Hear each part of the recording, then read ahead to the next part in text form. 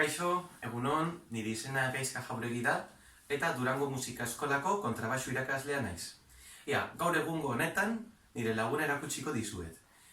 Lehen da bizi, hemen daukagu kontrabaxuaren burua edo boluta ere bai deitzen da, bai? Geroxeago, hemen azpian kontrabaxuaren belarriak ditugu. Alde baterantz edo beste alde baterantz mugituz gero, instrumentuaren soinua alda daiteke, bai? Geroxeago, zer gehiago daukagu? Hemen instrumentuaren lau hariak ditugu, bai? Eta harien bitarte soinua lor dezakegu, bai? Geroxeago, hemengo parte honetan instrumentuaren zubia daukagu, eta hariak eusteko balio digu. Zubiaren bitartez soinua bidaiatzen du, bai? Beraz, zer gehiago daukagu? Honako parte hau kordala deitzen da, bai? Eta hariak beko partean eusteko balio digu, bai?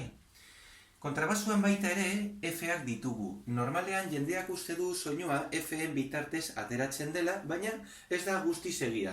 Normalean kontrabaxuan soinua parte guztietatik ateratzen da, bai? Ere esan nahi nuke kontrabaxua harizko instrumentuen artean, bai, instrumenturik grabeena da. Horregatik dauka erresonantzia kutxa hain handia, bai?